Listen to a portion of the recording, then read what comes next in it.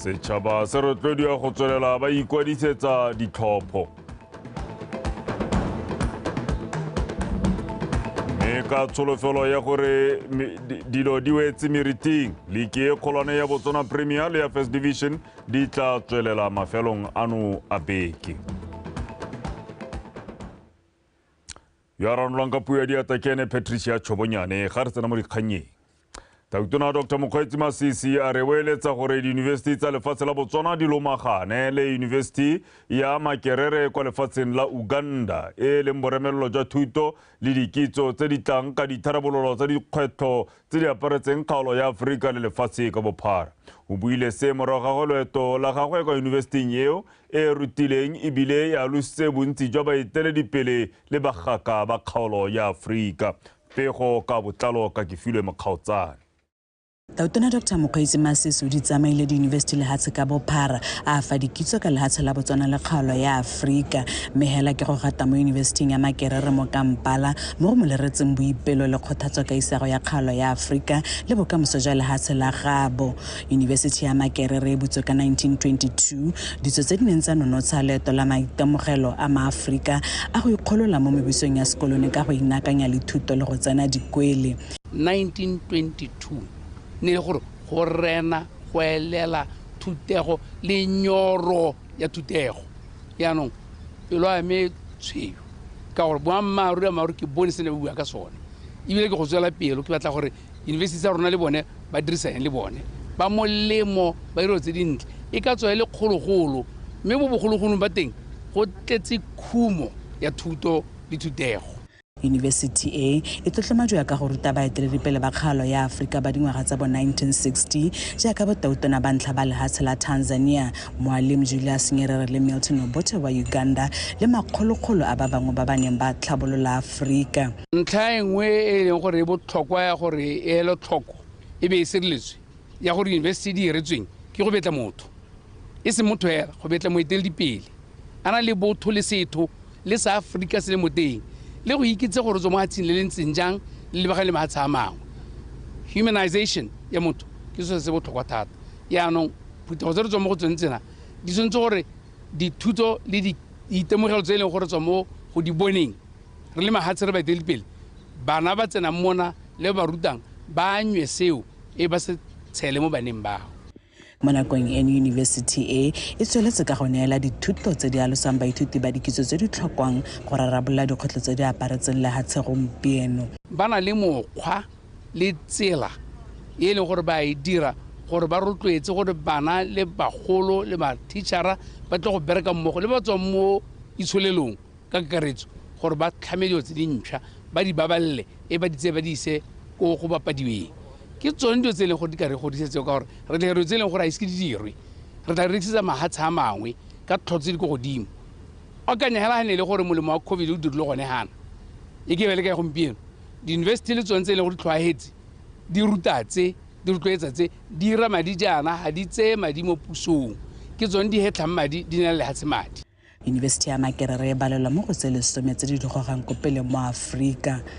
Kefilwe Mokgaotsane, Botswana Television, Kampala, Uganda. Pego e tswang kwa lephateng la ditswamong le kgothetso e tlhalotsa fa Mepet Dambe a tlhomile go nna mookamedi wa tsa ipapatso mo lephateng leo sebaka sa ngwaga tse pedi. Pego eo e tlhalotsa gape fa tiro ya ga Dambe e tla bo e itebagantse le go tla ka mananeo a tsepameng a tla godisa mohama wa ditemane monogae le go thusa go phunyeletsa mebaraka ya mafatshe a sele go akarediwa mmaraka wa Amerika. Go ya ka pego eo Dambe o na le maitemogelo a kwa godimo a go ka thusa lefatshe leno mo maikaelelong a lone a go netefatsa fa ditemane tsa lefatshe leno di tswela Batswana mosola. Dambe o na le dingwaga di feta 30 a direla dikhampani tse di farologaneng mo kgaolong ya Aforika mmogo le gone kwa Amerika.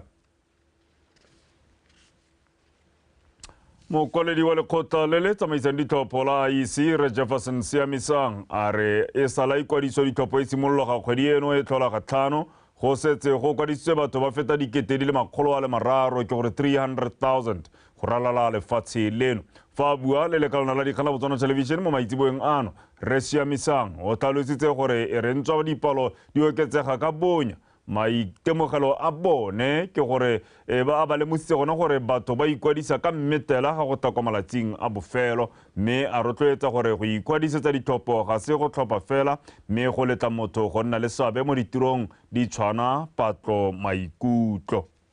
Mo letsatsi leno maitsho ga re kgobokanya dipalo go simolola hela mo letsatsi la ntlha re simolola ka di 5 tsa ga January go ithella last week a Friday isn't today last week a Friday go a itshupa sentente gore Batswana ba le 319,632 ba setse ba ikwadisitse dithopo mo lehatshe la Botswana mo di constituencies tse di 61 ka masome a marataro le bongwe le di polling station le 2,880 tse di ikadileng ka di constituency mo lehatsheng la Botswana ra go ra gore go neele koketsego ya ka no supa dipalo tsa last week Friday Batswana ba le ditso sa go nna maoto a tshupa a go ta mo dikganyeng tsa ikwadisetso dithopo gantsi ba emela motsotso wa bohelwa ke gona batho ba taka mmetala ba taka dipalo tse dintsi bo ba ikwadisetsa dithopo mme se sengwe gape se na gore se itemogetse mo nako ya gompieno ga re tsere dikgale mo re ba botsa gore ke teba maoto a tshupa ba supa gore kana mo nako ya gompieno ikwadisetso dithopo itsile mme ga ba itse ba tabong ba e le bonthophing go tswa mo diphathing tse di harologaneng re ka tsa sebaka se go rotloetsa Motswana mongwe le mongwe yo e leng gore o dingwaga tse di 18 go ya ko godimo a na le omang o mo tirisong gore a etele polling station e le baneng ka re ga o ikwadise ngwe le gongwe o ikwadise mo polling station yo o tshwanetse go ikwadisa dithopo mo go bona mme wa go ikwadisa dithopo go ise go nne mosuke mo nako ya gompieno ka re kga engwe ga itsela kena ke re gongwe re ka heta ka yone ke gore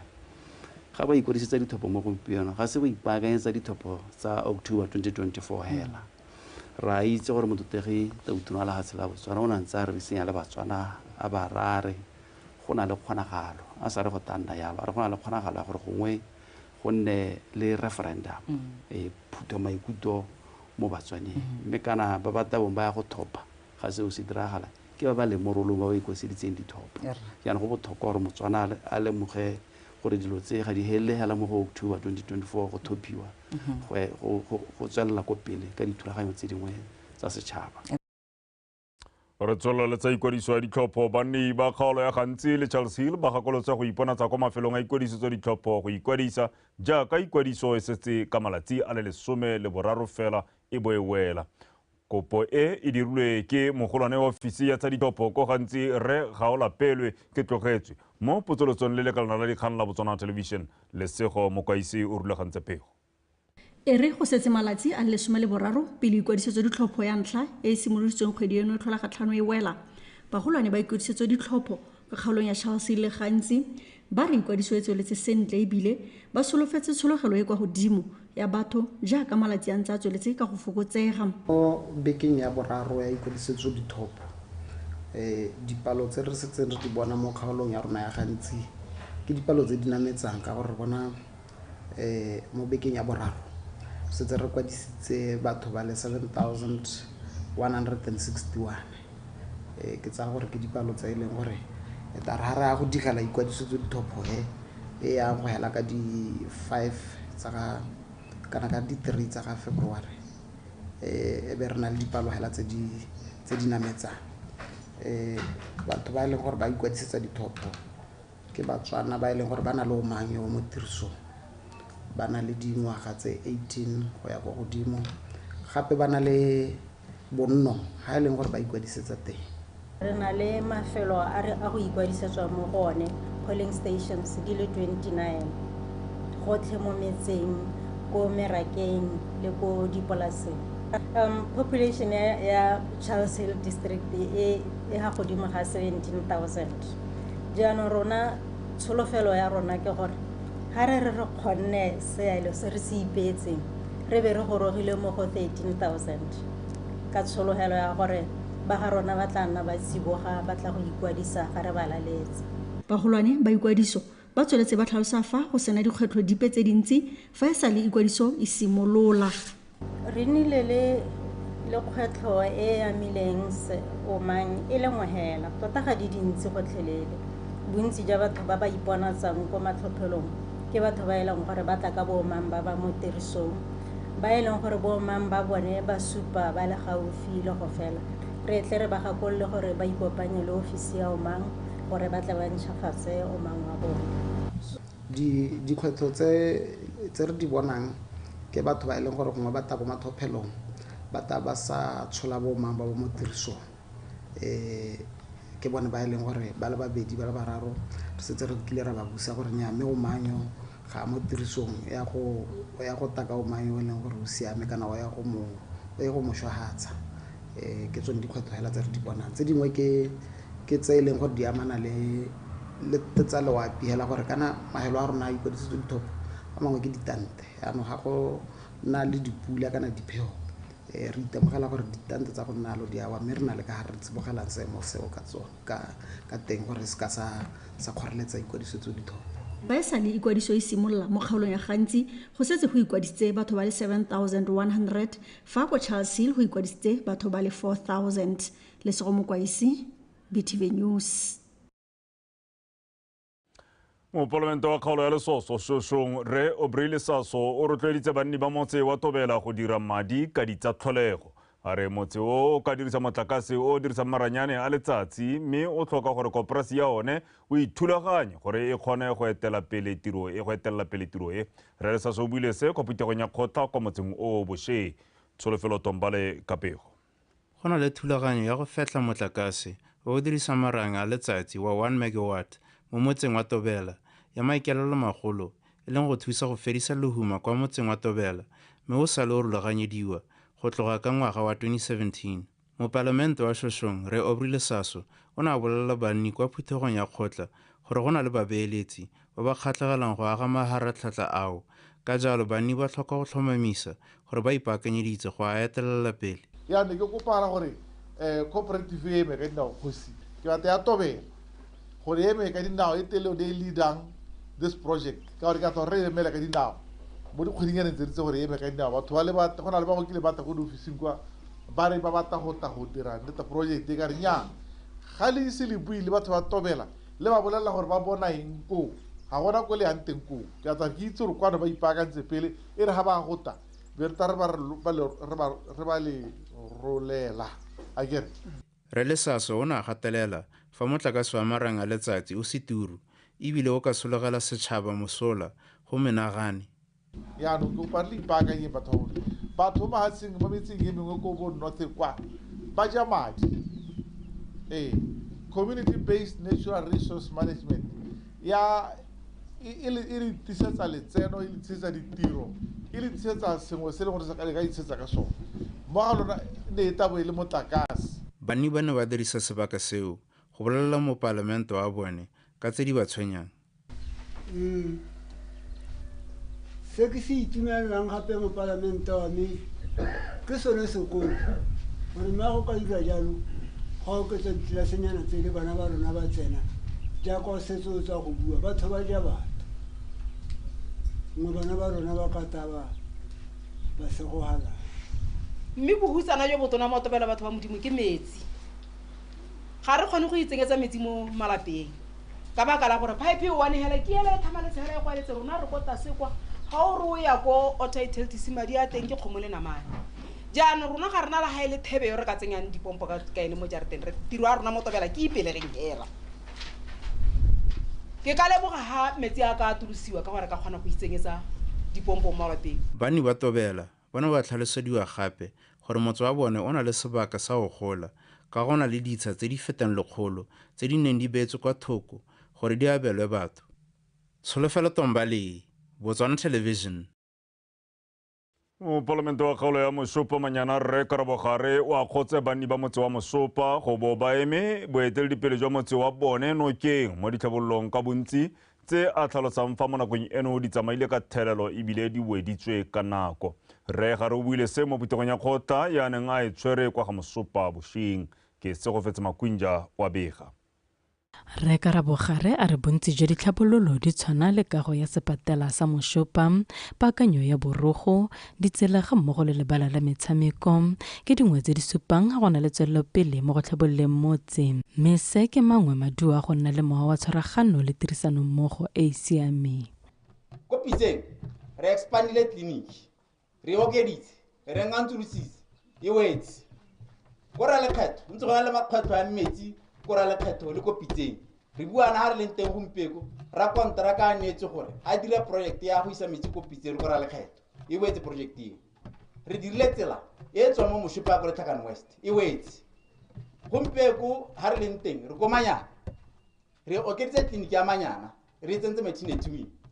re ntse re na le bothata ba tsela e tswang ko Manyana e tla Mosupa aka ke buana ya go dirwa ngwaga o ne re leboga gape gore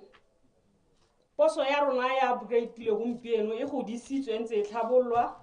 ke dumela gore ba tla re itsisi ba re neela sentle ka ga molaong ke lemoga gore mono mo ga Mosupa mo ngame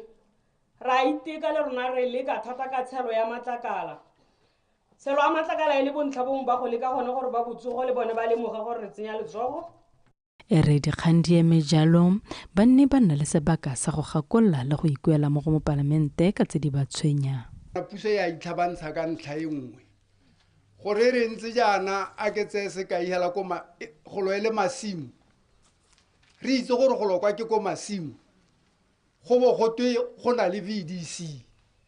re itse gore go lokwa ke ko masimo go bo go twe go na le kgosi mme kana ya once ya la go te kgosi go ra gore motse o nna teng jaanong dijo di tla tswa ko kae ha re hetola masimo magae ga se di tshene tshimo ya me ya tlala mabanenyana jana ke tsamaela ko masimong ke eletsa go a go lema ke itlhela tshimo ya me le ntshogela yotlhe ha ke di bala di heta 70 mme gone moo a mme ha nka lema sengwe ke ka tswa ka sone a ke itse gore ba ba shong ha jaanong ba tla se bona kae sebaka sa go botsa ka gore tshwanelo ne le gore re dire jaana gompieno mme ba gaetsho ke supe jaana gore a re neng re bueng tlhe re boleleng ba bangwe ka botlhokwa ja diphuthego di tshwana le tse ke gone ka ha re ka kgonang go a kopele ka teng batsadi ba gakolotswe go nna ba kgothatsa banana go tsena diphuthego di tshwana le tse ka jana maikutlo a bone le dikgakololo di le botlhokwa ka ile bone isago ya lefatshe leno ke se go fetse Makwinja BTV News Mosupa Mokamedi wa lekalana la dipalopalo la Malawi Melizi Chikoti a re go botlhokwa gore makalana a dipalopalo a mo kgaolong ya Sub-Sahara a kopana le dikitso le megopolo ka ditirelo tsa one mme Chikoti o tlhalositse fa mafatshe ao a na le bokgoni ebile a kanywa go le gontsi ka bone ga belana kunkuru lekoko la lekalana la dipalopalo la Malawi le mo lehatsheng leno go tla go ikwatabolotsa ka ditirelo tsa lekalana la monogae la dipalopalo Monica Setswaela wa bega Makalana ka bontsi a tsweletse ka go tswa ka methale e farologaneng go leka go thabolola ditirelo tsa one maikaelelo e le go fitlhela maduo a nametsang. Makalana a dipalopalo le one ga a bate go sala kwa morago mo go thabololeng ditirelo tsa go kgobokanya dipalopalo jaaka e le maikarabelo a one. Ke ka mo ofisi ya Malawi le yone e lekang ka bojothe go atega ka ebile e setse kgonne go fenya sekgoreletsi sa lethoko la madi se ntseng e le kgwetho. It's very important for us, for the sub-Saharan countries actually, to learn from each other because we find that we are able to invite or to get technical support from overseas, from outside the continent. Yet, even among ourselves, I think we have experts. So we are thus looking forward to our discussions to learn how you plan, how you conduct, how you process, analyze, and then disseminate the data, the official statistics from the surveys and the censuses that you do conduct. Busheng lefatshe leno le nelaya go anywa go le go ntsi kwa Malawi ka tiriso ya maranyane a dikhomputara go kgobokanya dipalo. Mehela lekalana le ikaelela go atolosa tiriso ya maranyane go ka itepatepanya le kgolo ya boranyane e tsweletseng. We are also busy with modernizing and automating our processes This is a process that has been going on for some time. So we are doing that. Some quick examples here, of course, all our surveys now, we use the computer-assisted personal interview. And so the data comes through the internet to our servers. And from the lessons of the census in particular, we think the summarization of the data and the data editing, coding, and so on, we should be able to do it faster and faster. As you would know, the demand for statistics is ever growing in various areas. So we are working on increasing the range and increasing the speed. Lekoko go tswa kwa Malawi le ta etela gape bana le seabe mo mohameng wa go kgobokanya dipalopalo mo bekeng eno. Monica SETSWANA, Botswana Television, Gaborone.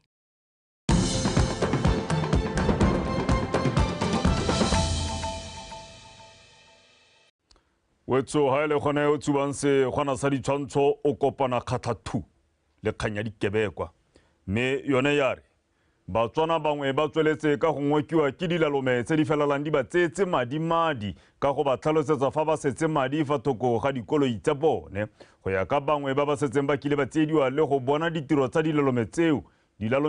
di dihatla di loleme le borrethe ebile ba felela ba atlega mo tirong ya bone ya go tsietsa ka maaka bone a matala o nkutlwile Thamage wa bega ka ditse because go kile ga iragala tsala me ya lona kungwe a le mo BBS a tswa mo metšhining a re o tsena mo koleng ya motho ba morareng ya go na le madiki a ha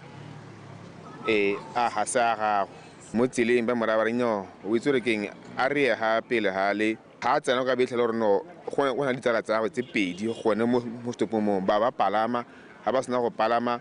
ba morabare ke madi a go mo kilang tiralo mme a ba ntsela o ntsetse founu a ba tsa di-plastic tsene ke tsere thata ba irela ko community a ba irela le ha knockout. Bangwe ba batho ba ba setseng ba wetse mo diatleng tsa dilalome tse di tswetseng ka go tsietsa setšhaba ka ditsela tse di farologaneng ba ba amoga matshebetshebe a madi letsatsi le letsatsi. Mothale o wa go amogiwa batho madi ke dilalome tse gangwe le gape di dirang e ka re di setse madi fa thoko ga dikoloi segolo jang tsa bomme di tsweletse ka go tsaya phikelo e sele. O gona re gongwe gore la le gore lotona la koloi ya ga la senyega bone ba gore ba re lotona le senyegile go ba kile ba dikolo ga koloi ba bona di mo tega koloi ya go tsela gore bone ba eletsa go ka ditsa bogolo thata medio tso ke bona di dira thata ke bogolo thata mo go batho ba bomme ka batho ba go tsamaya ba beile dibeke mo ditulong mo atle batho ba go dumedisela ba gore ba re ma a o kula le mo gore koloi ya go ka ha phanchile wena na ha o dikolo ga o fologa yana ro a go bona ka nnete gore a koloi phanchile yo mongwe no hapa yana o bula koloi o tsena mo tega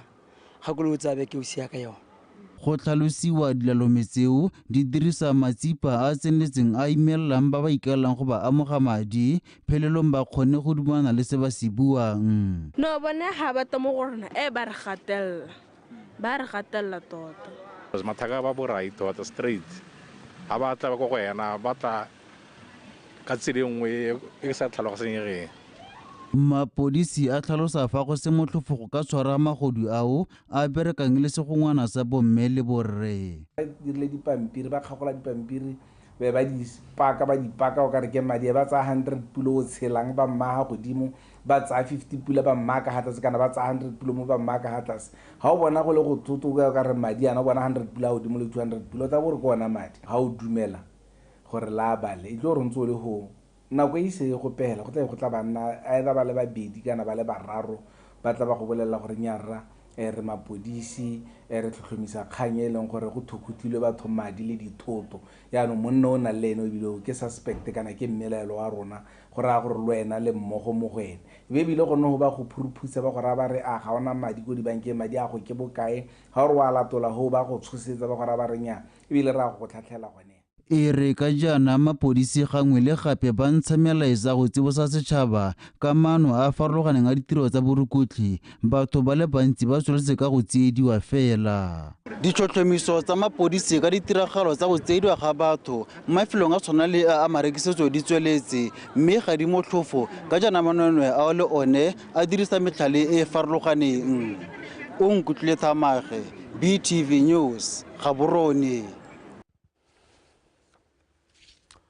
Mo pegong e re dikileng re begile mo bekeng e fetileng makaseterata yo mogolwane wa kgota ya ditsheko kwa Molepolole re ga se itsewe Tonoki o laotse gore basekisiwa ba bararo mo polaong ya bana ba bararo go bapa le motse wa Boatlaname mo kgaolong ya Kweneng ba tswelele ba letetse tsheko eo kwa ntle ga kgolegelo. Tshwetso ya ga maseterata e tla ka nako e basekisiwa bao e leng Rakola John Rakola, Katlego Rakola le Basebonye Rakola ba neng ba itshupile kwa kgoteng ya ditsheko go sekela melato ya polao. O nkutlwile Thamaga le Samantha ga ba eme ka pego.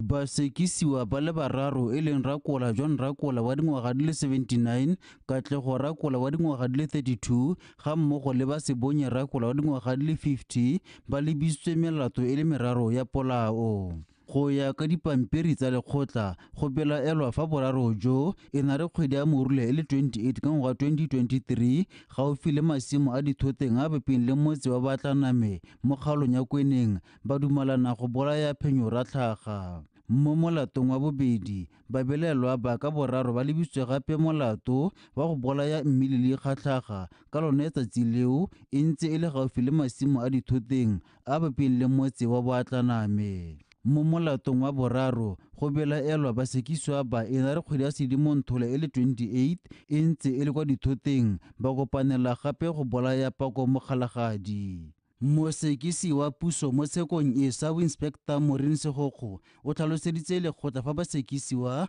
ba letleletswe ke kgotlakgolo ya ditsheko Kolobatse go letela tsheko ya bone ya dipolao ko ntle ya kgolegelo mme a supa gape fa ditlhomiso di santse di tsweletse. Segokgo o tlhaloseditse lekgotla gape gore ba isitse ditopo tsa bana ba ba bolailweng go tlhatlhobiwa ke dingaka mme ba santse ba emetse maduo a ditlhotlhobo tseo. Mosekisi o na kopa lekgotla go ba fa sebaka sa go tswedisa ditlhomiso tsa dipolao tsa bana bao tse di dirilweng ke basekisiwa ka jaana di se motlhofo. Makaseterata Tonoki o na a tla kopo ya bosekisi go tswela ka ditlhomiso le go tsitsa dipego tsa bongaka fela fa di sena go ntshiwa. Makaseterata a re melato ya polao e basekisiwa ba e lebisitsweng ke e masisi mme e tlhoka ditlhomiso tse di tseneletseng. Mosekisiwa wa ntlha Rakola John Rakola, mosekisiwa wa bobedi Katlego Rakola ga mmogo le mosekisiwa wa boraro Basebonye Rakola ba ne ba tlhalosetsa lekgotla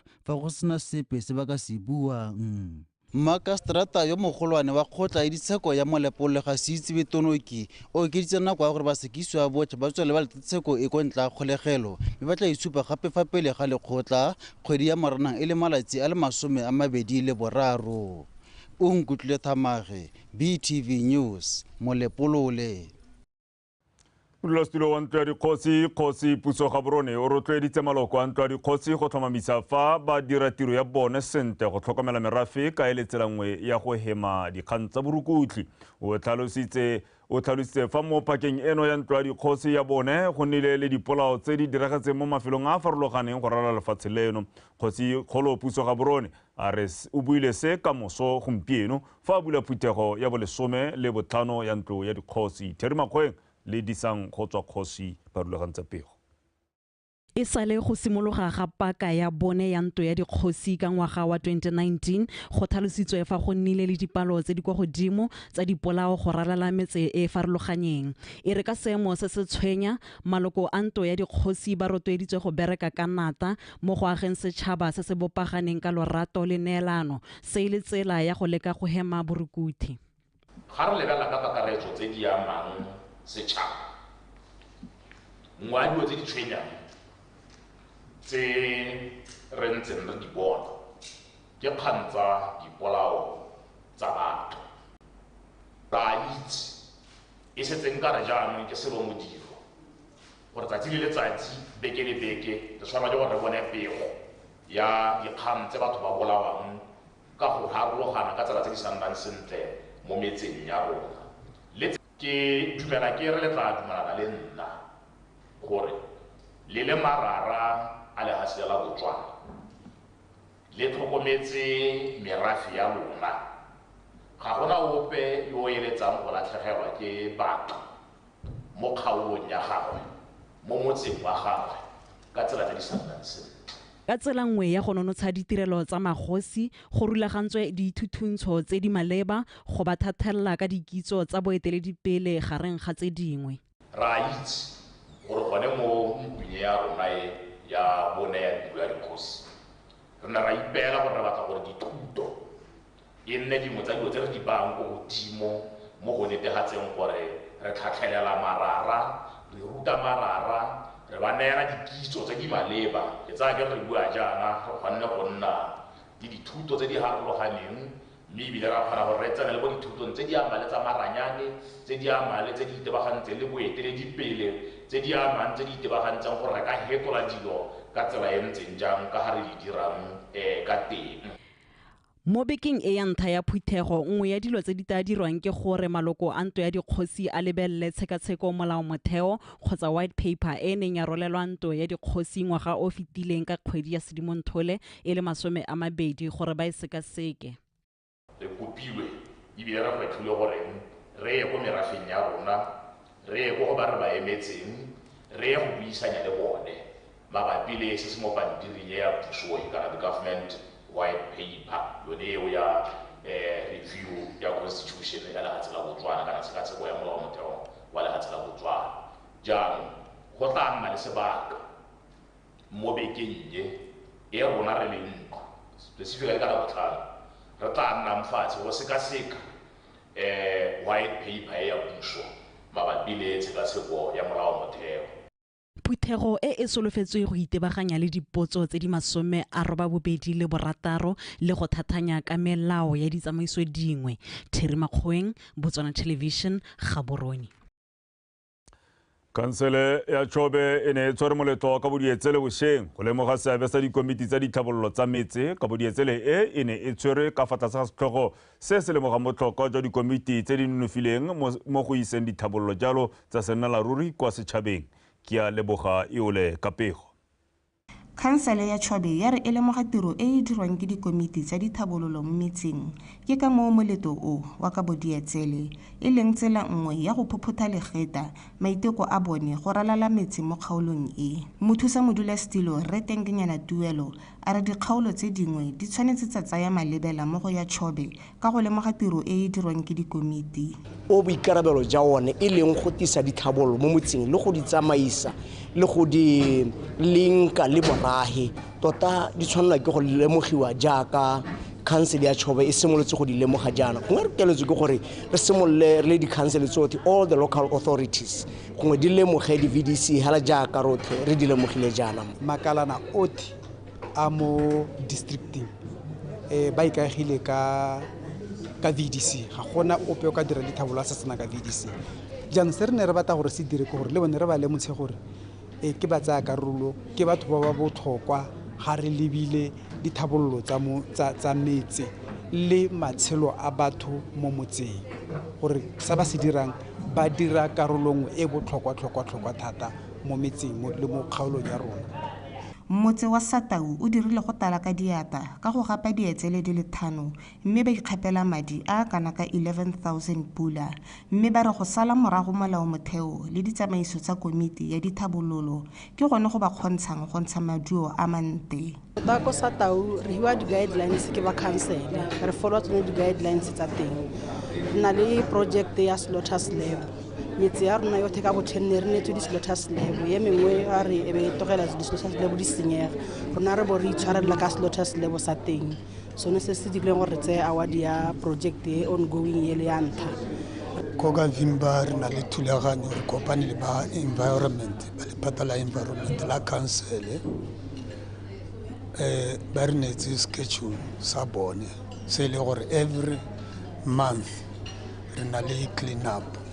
Re Tuelo o a kgotsa motse wa Satau ka tiro e nte e ba e dirileng mme ya rotloetsa dikomiti tse dingwe go tsaya malebela mo go yone. VDC ya Satau e ne e tsipame mo go yone gore e tshameke role segolo ya development ya go dira di-project di tshwanang jaaka income generating projects ke tsaya gore ke sone thata se se ileng gore e be ntse thogo jaaka ntse thogo jana ka bodietsele e ne e lemoga maiteko a dikomiti tsa metse ya Chobe ka bo 10 go tsweng ko Pandamatenga go ya ko Parakarungu. Ke a leboga eole BTV News Kasani.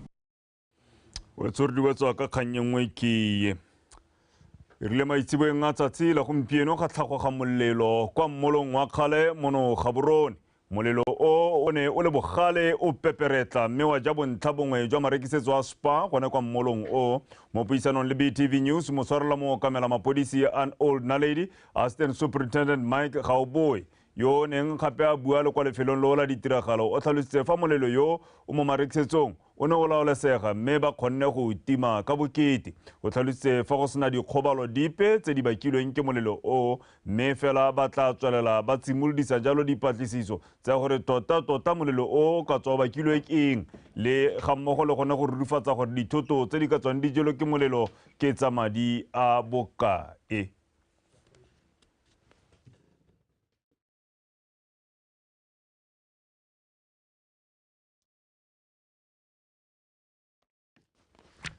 Wetso mo go seno sebaka re tlabo jaanong ra kogela kwa go tsa metshameko mme kgaitsedi ya ke Ntebogang Sebetlela o malala a laotswe kgaitsedi ya motho ke tsa ke re o gorogile ke gorogile kgaitsedi aka maloba gape molotsano lo o ile wa ntha ba re ka nte molotsano lo kae ga re o tlhoke molotsana o go thobisang gore o tsene gangwe le gape ga o tsena ga o go tlhoke gore gore Batswana ba go nyoretswe gore kgaitsedi ya bone a kere gate mafura a ngwana ke gore ngwa o tsene ka maatlametlo ba bolela gore mo mahelong a beke di tsamaile ka tselentseng jang mo mafelong ke bona pego ya gago ya bohelo gore gate go tlhagogile molomo ko kgale molelo emma ke ko marekisetsong a ko kgale a Spa molelo o tlhagogile ke maitseboeng a gompieno mo tshokologong yana ka bo 5 tsatsi le setse le phirima mme go supagala ba kgonne go tima ba sepodisi go ise go ne le dikgobalo ke dumela gore ba sepodisi ba tla dirisana le bone ba makala a harologaneng a bo ditimamollo le ba ba itseng go tlhotlhomisa ba di-insurance go bona tota mme go bakilwe keng le tshenyo ke a bokete bo bokae ke sone seo kgaitsedi aka ra leboga motsamaisi tlhang ka mogala ka dikgang tsa metshameko tsa bosigong jono ke bidiwa Ntebogang Sebetlela setlhopha sa borre sa polisi se fentse Vipers ka dintlha tse 48 go tse 40 mo metshamekong ya beke ya ntlha ya Lucara Netball League ya Kokano Borwa e ne tshegeditswe go mabaleng a bona mono Gaborone segola mme baeng o na le ko Police ba simolotse kota ya ntha ka masheta hela dikgaga tsa bodiremana ka makepe jaaka ba sireletsi ba sejana Vipers le bone ba bolotsa ntwa ya bone ya Nathaselo Kgaboeledi go hita bo mampudi ba pele Police ba wetsa kota eo ka dintha di le 12 go tsehera bongwe tsa Vipers. Kota ya bobedi Police ya tswelela ka tshameko ente ebile ena le tsogana la godimo jaaka bana ba padimola Vipers go a boikhutso ka dintha di le 20 le bohera bobedi go tse 10 le bohera bobedi. Go boe kwa boikhutso Vipers ya leka go ingapangapela ba nosa kgapetsa hela seo sa bosalekana jaaka banna ba mapodisi bana ba henya kota eo ka 36-31 go gapa motshameko othe ka 48-40. Re lekile thata go prepare for this game re lebeletse gore ne re tshameka le di champion being Vipers re ne re lebeletse gore Vipers ya siana ga gare e be re ipolela gore gompieko we have to make sure that ga re tsamaile speed sa bone ka gore ena le bananyana ba ba sianang thata mme re ile ra dira lo first quarter second quarter ga re berekela. Coming to this game we my boys we don't have pressure because we've been strategizing for batla go ema ka mo logo going forward. We are playing against former champions because we got another championship last time I had Samik when they took bronze medal. And then when we were playing, I had 3 win defenders, Barbanyu, Belgon netball. I had a goal defender, netball. First game, so we're still developing and building towards the final, the second round. Mo metshamekong e mengwe e ne rulagantswe mo bekeng ya ntha ya league ka mathaso Thamaga Jaspers ya bomme e hentse UB Crystals ka 47-38, Prisons ya betsa Notwane ya borre ka 44-41, Hajwane e hentse BDF Cats ya bomme ka 48-46, Vipers mo lethakureng le lengwe e hentse Prisons ka 52-33 e ntse e le tsa bomme. Borre ba Vipers bone ba hentse BDF Cats ka 35-34 ha bomme ba Police ba hentse Notwane ka 52-29. Ka Sontaga gone jwane e hentswe ke Police ya bomme ka 47-52, bomme ba BDF Cats ba itirela boithatelo ka Notwane ba e henya ka 63-28, ha UB Crystals e hentse Prisons ka 39-38. Segwalame baeng BTV Sport Gaborone. Gaborone United ba fentse Security Systems ka no e lengwe go lefela mo motshamekong wa ntlha wa Liga ya Gafa Division 1 ya paka eno o ne motshamekela kwa lebaleng la Liquid Football Center mo Gaborone. Ryan Khangwenyane. Gaborone United ba sale ba khomogela Systems ba no sa no fela ditloga ka motshameka pele wa bone yo mosha o ntlametse ga onya diwi mo motsotsong wa bobedi.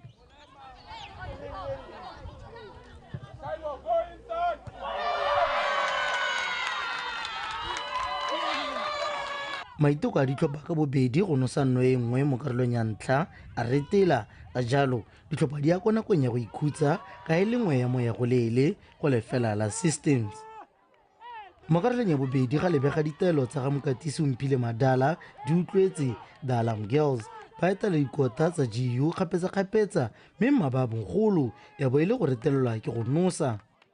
Mo motsotsong wa masome a ferang bobedi le boraro ga onya diwi o na retelelwa ke go ketsa pele ya GU morago ga motsamayo o montle. Go retelela ga ditlhopha tseo go nosa mo karolong ya bobedi ga raya gore makgarebe ga Steven Maphosa ba ya gae ka dintlha tse tharo le phenyo ya nno e lengwe go lefela.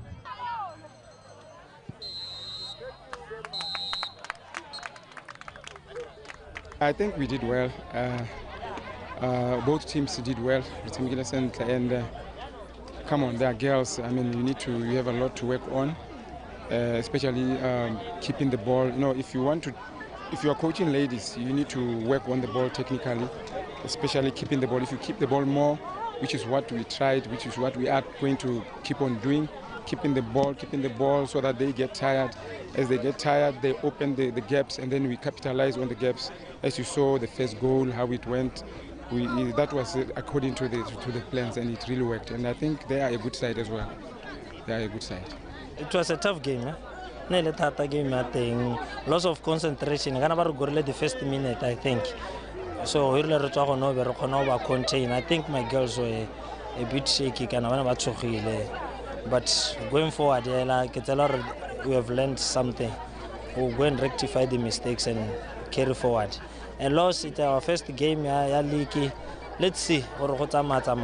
going forward. Mo madiwang a mangwe a league eo, double action e notile Prisons 11 ka dino tse tharo go lefela fa Mazoti FC e fentse FC Ambassadors ka tse tharo go tse pedi. Ryan Khangwenyane, BTV Sport, Gaborone. Moeteledipele wa Botswana Football Association Maclean Letshwiti o tlhalositse mosong ono fa metshameko ya diliki tse dikgolwane tsa Botswana Premier le ya National First Division di tla simolola ka mafelo a beke morago ga go ema kana kwana ka ntata ya kubetsano magareng ga makgotla a BFA le Botswana Football League. Letshwiti o tlhomamisitse fa kgwele ya dinao ya diliki tseo e tla boa jaana ba ntse ba tsweletse ka go sekaseka dikgang tse di neng di farafere makgotla a mabedi mo dibekeng tse tharo tse di fetileng di akaretsa go segelwa thoko ga modulasetilo wa BFL Nicholas Dikgang le go la thoko ga lekgotla la BFL ke ba BFA gareng ga tse dingwe. Moeteledipele wa BFA o kaile mo puthegong ya babega dikgang kwa Liquid Football Center kwa neng a ikopa maitshwarelo go bo dikgangkgang tsa BFL le BFA di tsere nako e telele go rarabololwa go na le jaaka ne ba solofetse. A bolela fa ene le khuduthamaga ya gagwe ba tla dira gotlhe go ka busetsa kgwele ya dinao ya diliki tse dikgolwane mo tseleng. My children were a little bit hot-headed. Not because they wanted to be disruptive, but because they wanted to be heard. Therefore, ladies and gentlemen, I'm here today to assure the nation and all our stakeholders that football is back. There are many other issues not resolved, but that's not the discussion for today. Today, I sit here as a proud president of Botswana Football Association assuring the nation that despite what we've gone through, football is back. I think, Rembata, you can confirm that the games start this week. The only problem was communication. The only problem was communication. You know, where there's no communication, it becomes a problem.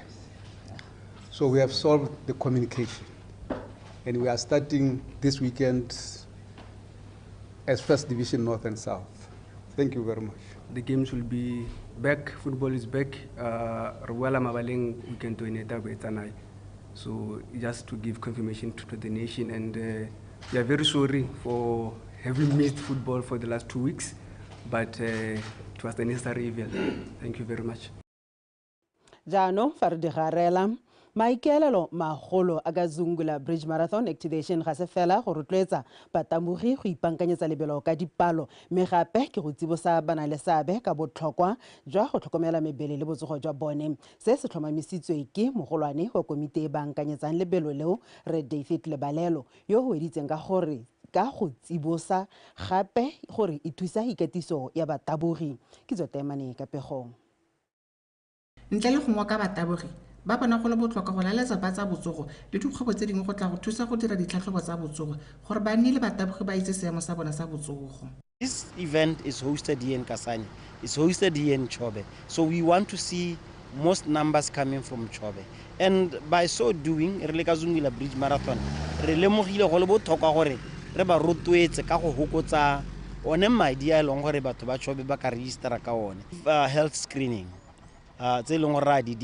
Remember, we have partnered with NAPA. NAPA these non-communicable diseases. Re bone gore re sponsor category ya bana le bogole. Ka gore tota ithelelene e saletse ko morago go sena batho ba ileng gore ba e sponsor. Condition e mo go yone ba ma go yone ga se re ka ba itse gore ba kgone go tsenela mabelo kana ba ka tsenela sepeseleng gore se ka ba kgonza le bone bana le bokgoni jo eleng ja bone hela ja ka lephata la Botswana Post le bone gore le kgone go ba rotwe batabogi ba ba nnang ba taboga ngwaga le ngwaga ba amogana metlhala ya ikatiso le maikutlo a bone ke ne ke ntse compare ka time hela but ke trainer hard than last year ke ne ke pagama thaba ke taboga mo thabeng re khone go nna le that thing pace up. Last year ne ke sena nako e ntsi ya go ipakanya ka mabaka a tiro yaanong gompieno go ke tsere malatsinyana gore ke kgone go ipakanya sentle ke sa hili thata ke strela hane gore go boketenyana teng gore mmelo wa me o kgone gore ka nako ya marathon o boitsetsepetse banni ba Chobe bana ba rotlodi go nna le sa mo mabelong ka ela bona mo kgaolong eo ba bile ba rotlodi go itshidila mmele godimo ga mo ba itlhatlhobela malwetse gangwe le gape ke Zotemane Botswana Television ka Zungula. Dibela fela ka tselentseng jalo dikgang tsa rona tsa metshameko mme nna le wena tla ba re kopana gape kgante jana ke go fa jalo ka teme ya sekgwa fela ka seno se baka tla ke setse ka go kgaitsedi ya ke Benson go gakolla jalo se nneng di go ga kwa pele kgaitsedi ya Rema clean le tswiti tautona ke ene ke tautona BF a ka nna tautona nya ka nna tautona moeteledi pele tautona o mongwe hela ke tautona Masisi ya kere ene ke moeteledi pele wa BFA na bua sekgowa are my children were a little bit hot-headed.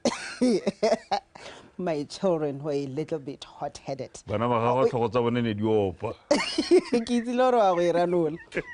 A re anong ba boetse mo tseleng. Ba boetse mo sporong. The football is back. Me a gona se ke batla gore se bue go heta sengwe sengwe ke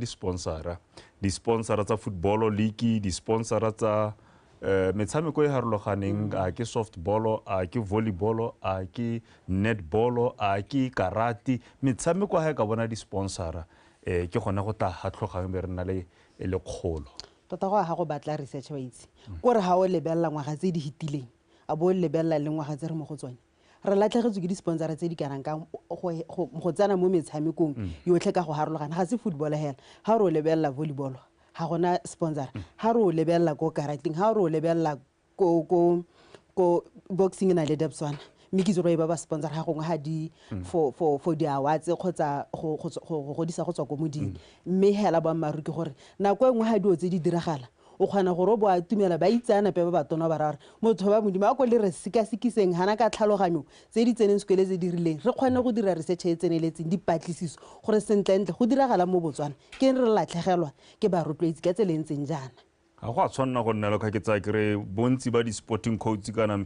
mekgatlho yone ya metshameko ya harolwana ba na le baeteledipele hela ba re tsang gore ba tlhwatlhwa ke ba popota kgaitsedi a kareta bo a re atolosa mo go le latelang la bobedi le beke ke tla bo ke ntse ke na le wena ka bontsho na le nna Mabotlhaga re isore matlho a phage ke a leboga wetso ke kgaitsedi a kente go ga sebetlela ka matlametlo a gale le gale jaaka bega dikgang tsa go tsa metshameko ebile le motho thata o itseng dikgang tsa metshameko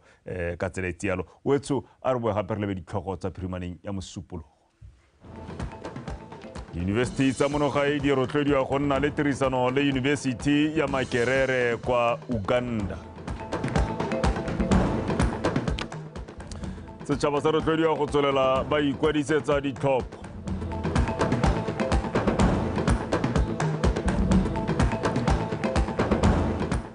fa liki e kgolwane ya Botswana Premier le ya First Division di tla tswelela ka mafelo ano a beke wetso dikgang di le kalo ga go di fela nako gangwe le gape ke yone ya bo e le mabifi dikgang tsone di matsorotsoro ka kwano mo Botswana Television re tla bo ra kwagetse jaanong kwa go batepolo ape go utlwa ka maemo a bosa wetso a re tšhentšheng re fetole megopolo dikakanyo le yone maikutlo gore re nne Botswana o botoka ka go rialo re se ka ra lebala gore re setse ka beke tse pedi hela 2 gore ikwadisetso ditlhopho e tswalwe ka kgwedi e tanye ya Ferikgong a kry-a Tlhakole e rogwa a me maikarabelo gangwe le gape mmaka a supe a me ke ya le wena Motswana wetso ka ile kae ko leng teng ya go ikwadisetsa ditlhopho mo enyana pele le bonela wabo a nne kagiso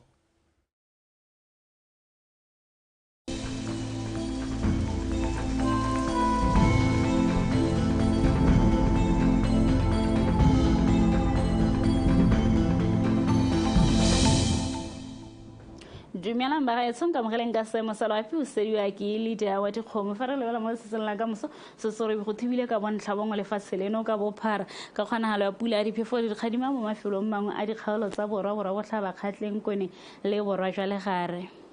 mo maphakeleng gona se se go ikutlwetse go le bothitho lefatshe leno ka bophara ka 16 go ya go 10 bofera bongwe fa re lebela mo tshokolo gona se se go tswelela le go le bothito go dikgalong tsang habe chobe le gare le bokone botlhaba ka 20 le bofera bongwe go go 32 fo mafelong a mangwe gona se se go le mogote ka 33 go ya go 35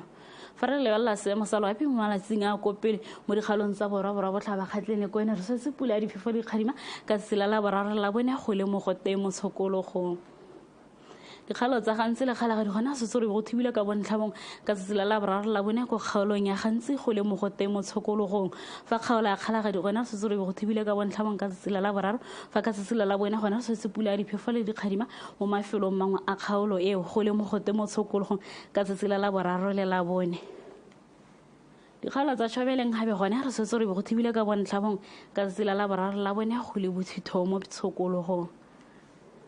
dikgalo tsa legare le bokone botlhaba gone re tse gore go thibile ka bontlhabongwe go kgaolong ya bokone botlhaba le bokone jwa legare ka tsela la boraro la bone go le bothitho mo tshokologong ka tsela la boraro la bone mo kgaolong ya bokone botlhaba ga kgaolo ya bokone jwa legare gone re tse gore go le bothitho ka tsela la boraro fa ka tsela la bone gone go le mogote kgaolo ya boraro jwa legare gone se tsore go thibile ka bontlhabong ka tsela la boraro fa ka tsela la bone gone re se pula ya diphefo le dikgadima mo mafelong mangwe a kgaolo eo go le bothitho mo tshokologong ka tsela la boraro le la bone ke sone seo seemo sa loapi ne ke le saretsegele ka lo boroko